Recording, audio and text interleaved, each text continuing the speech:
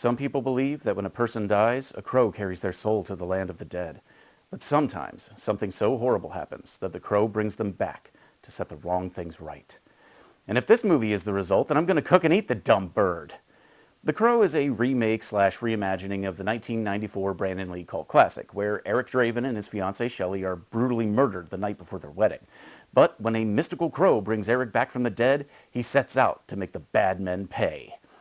The original film was unfortunately marred by Lee's tragic onset death, but they finished the movie and it soon became a cult classic. It was a little cheesy at times, but it had a tight story, interesting characters, heart, and that special brand of 90s gothic cool. Now, strip all of that away and replace it with boring villains, selfish party kids as the protagonists, a bland, stylistically barren presentation, and over-the-top gore that is less shocking than it is childishly disgusting, and you have 2024's The Crow. Now, I know, it may seem a little unfair to compare this movie with the original, but when someone remakes a beloved cult film, comparisons are inevitable.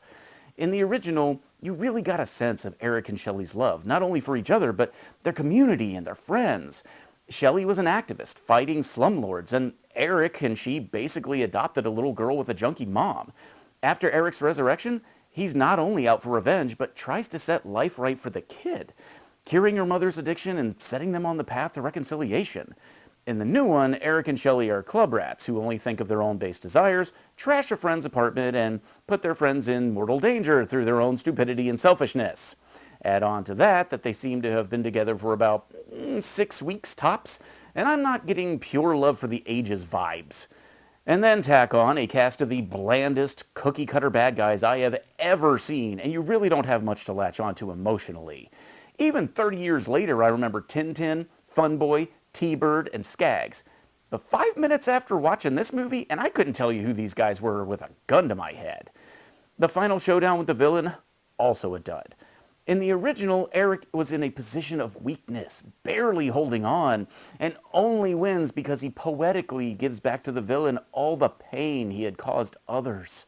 Here, well, there's never a doubt as to the outcome because Eric has all the power, literally sending his opponent to hell without breaking a sweat, and then not having to suffer the worst of the consequences of the deal he made to get said power.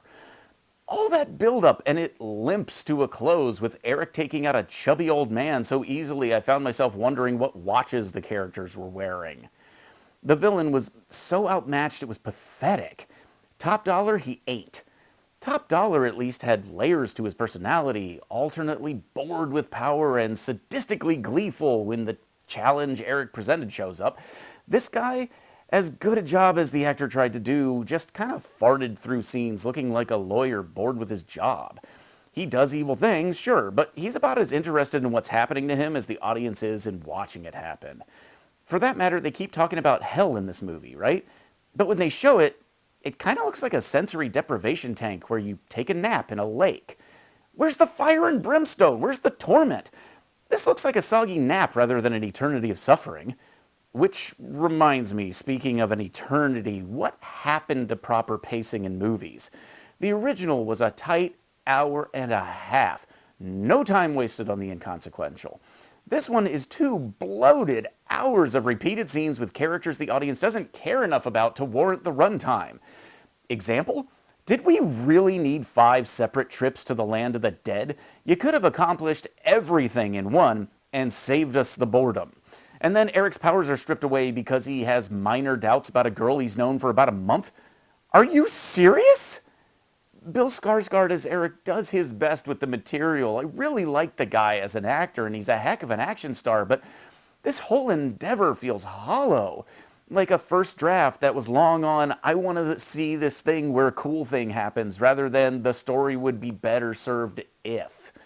There are some inventive moments, like when Eric shoots a guy behind him through a hole in his own chest, but in spite of this cast giving it their all, there's nothing to justify the 2 hours of your life and the money from your wallet. These actors deserved so much better than this. And all the copium in the world from the Uber stands out there isn't going to change that. Just look at the box office numbers and you can tell. This bird should have stayed buried. But what do you guys think? Did you like it? Did you hate it?